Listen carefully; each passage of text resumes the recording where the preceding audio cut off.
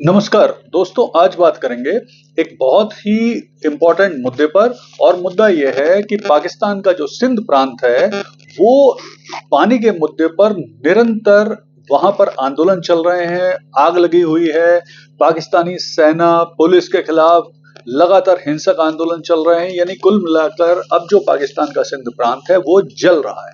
तो आइए इस मुद्दे का विश्लेषण करते हैं गंभीरता से और गहराई के साथ। तो देखिए, ऐसा है कि जैसे मैंने कुछ समय पूर्व एक वीडियो बनाई था जिसमें बताया था कि पाकिस्तान का सिंध प्रांत भी अब पाकिस्तान से अलग होकर सिंधु देश के रूप में बनाने के लिए संघर्ष करने लगा है। उसी कड़ी में अब इस परसों फिर से वहां पर जो जीए सिंध मुत्ताहिद महाज यानी JSMM पार्टी है उसने आंदोलन स्टार्ट कर दिए हैं। और इस बार जो ये आंदोलन है ये इस बात को लेकर है कि पाकिस्तानी सरकार और सेना के द्वारा जो सिंध नदी का पानी है उसे पंजाब के बहावलपुर जिले के एक चोलिस्तान जो डेजर्ट एरिया है उसमें शिफ्ट किया जा रहा है नहरों के माध्यम से, क्योंकि वहां पर जो पाकिस्तानी सेना के रिटायर्ड फौजियों को जमीन दी गई है तो उसमें वो कृषि कर सकें। तो इस बात को लेकर आंदोलन हो रहे हैं और सिंध के लोग कह रहे हैं कि उनका पानी फौजियों को क्यों दिया जा रहा है, ऐसे तो फिर जो सिंध है वो पूरी तरह से डेजर्ट बन जाएगा, हमें पेयजल की प्रॉब्लम होगी, बहुत सारी परेशानियां होंगी। तो इसको लेकर जो आंदोलन चलाए जा रहे हैं जीए सिंध मुत्ताहिद महाज के द्वारा, उस उग्र आंदोलन में पुलिस पर अटैक हो रहे हैं, आगजनी की जा रही है। यहां तक कि जो सिंध प्रांत के गृह मंत्री हैं जिया उल हसन, उनका जो घर है नौशेरा फिरोज जिले में उसको भी आग लगा दी गई है। और निरंतर ये आंदोलन उग्र हो रहे हैं, इसमें 2 व्यक्तियों की मृत्यु भी हो गई।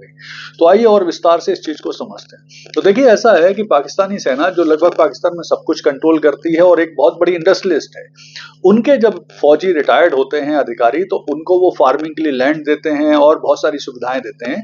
तो इसी क्रम में पंजाब के बहावलपुर जिले में बहुत सारे रिटायर्ड फौजियों को जमीनें दी गई, लेकिन उनके पास पानी की व्यवस्था नहीं। तो इसके लिए एक चोलिस्तान कैनाल प्रोजेक्ट चलाया गया था जिसमें 6 नहरों का निर्माण होना था और उन 6 नहरों को सिंध नदी से पानी दिया जाना था, डाइवर्ट किया जाना था बहावलपुर के लिए, जिससे जो प्रमुख स्रोत है सिंध में सिंध नदी के पानी का कृषि और पेयजल के लिए उसमें रुकावट आएगी। इस बात को लेकर अब ये आंदोलन हो रहे हैं। तो देखिए, अब परेशानी ये है कि जैसा भारत ने जो सिंधु जल समझौते को ऑलरेडी रद्द किया हुआ है फिलहाल, तो उससे पाकिस्तान को परेशानी आ रही है। इस तरह से ये चोलिस्तान बेसिकली एक डेजर्ट एरिया है बहावलपुर जिले में, जो भारत का जो थार रेगिस्तान है उसी का एक्सटेंडेड स्वरूप है। तो वहां पर ये अब पानी ले जाने की व्यवस्था करने वाले नहरों के माध्यम से, जिसका वो होगा।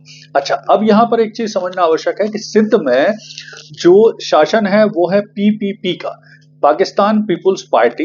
ये एक प्रमुख राजनीतिक पार्टी है पाकिस्तान की, जिसमें प्रमुख नेता जो हैं इसके PPP के संस्थापक हैं जुल्फिकार अली भुट्टो, जो पाकिस्तान के पूर्व राष्ट्रपति और प्रधानमंत्री रह चुके हैं। उनकी पुत्री बेनजीर भुट्टो थी, जो जो पाकिस्तान की पहली महिला प्रधानमंत्री रह चुकी हैं। उनके पुत्र जो बिलावल अली भुट्टो हैं वो पाकिस्तान के सबसे युवा विदेश मंत्री और वर्तमान में प्रमुख नेता हैं PPP के। और बेनजीर भुट्टो के पति और बिलावल के जो पिता हैं जो आसिफ अली जरदारी, वो वर्तमान राष्ट्रपति हैं पाकिस्तान के। तो इतने सब होने के बाद भी जो सिंध है उसे अपने लिए आंदोलन करना पड़ रहा है, वहां के लोगों को अपने लिए आंदोलन करना पड़ रहा है, इतने महत्वपूर्ण नेताओं के होने के बाद भी। तो अब स्थिति क्या बन रही है, तो पंजाब की देख लें। देखिए, होता क्या है पाकिस्तान में, पाकिस्तान का जो पंजाब है वो सबसे इम्पोर्टेंट राज्य है पाकिस्तान का। लगभग 55% पाकिस्तान की जनसंख्या वहीं रहती है। पाकिस्तान की सेना ले लें, राजनीतिक पार्टियां ले लें या ब्यूरोक्रेट ले लें, अधिकांश पंजाब से ही होते हैं। तो उनका जो फोकस रहता है डेवलपमेंट का वो सारा का सारा पंजाब में रहता है, जिसके कारण पाकिस्तान के जो अन्य और 4 राज्य हैं, सिंध, बलूचिस्तान, खैबर पख्तूनख्वा और मतलब पंजाब, तो पंजाब के डेवलपमेंट के लिए ये जो सिंध है, बलूचिस्तान है और खैबर पख्तूनख्वा है, इनके संसाधनों का भी इस्तेमाल करते हैं। इसके अलावा पाकिस्तान में 3 एडमिनिस्ट्रेटिव एरिया वगैरह भी हैं।